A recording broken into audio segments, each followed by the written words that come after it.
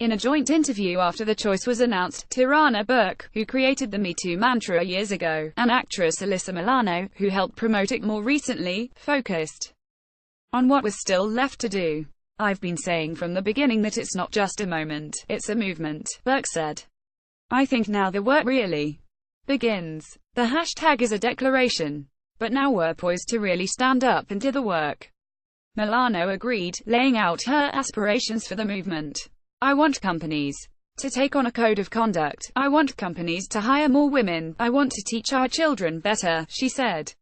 "These are all things that we have to set in motion, and as women we have to support each other and stand together and say that's it, we're done, no more."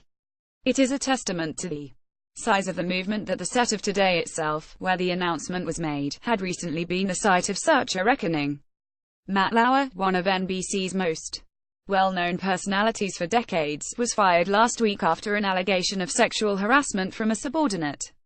Time's 2017 runner-up for Person of the Year, Donald Trump, was accused during his presidential campaign by more than 10 women of sexual misconduct. He said last month that Time had called to say that I was probably going to be named Person of the Year, like last year, but I would have to agree to an interview and a major photo shoot. I said probably is no good and took a pass. Thanks anyway. On its Person of the Year 2017 cover story, Time noted that this moment is born of a very real and potent sense of unrest. Yet it doesn't have a leader, or a single, unifying tenet. The hashtag MeToo swiftly adapted into Balanced and Pork, Yotambian, Anna_Kaman and many others, which to date has provided an umbrella of solidarity for millions of people to come forward with their stories, is part of the picture, but not all of it. This reckoning appears to have sprung up overnight. But it has actually been simmering for years, decades, centuries. Women have had it with bosses and co-workers who not only cross boundaries but don't even seem to know that boundaries exist. They've had it with the fear of retaliation, of being blackballed, of being fired from a job they can't afford to lose. They've had it with the code of going along to get along. They've had it with men who use their power to take what they want from women. These silence breakers have started a revolution of refusal, gathering strength by the day, and in the past 2 months alone, their collective anger has spurred immediate and shocking results nearly every day. CEOs have been fired, moguls toppled, icons disgraced. In some cases, criminal charges have been brought.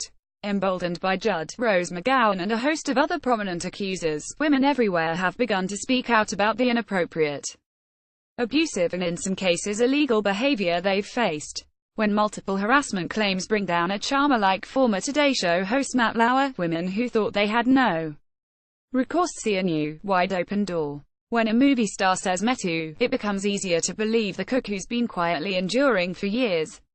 In choosing its Person of the Year, Time has said it names the person or people who had the greatest influence over the past 12 months.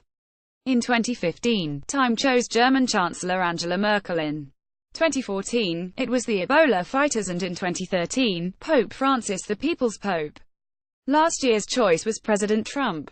In explaining the pick, Time's then editor Nancy Gibbs wrote, "This is the 90th time we have named the person who had the greatest influence, for better or worse, on the events of the year. So which is it this year? Better or worse?" The challenge for Donald Trump is how profoundly the country disagrees about the answer.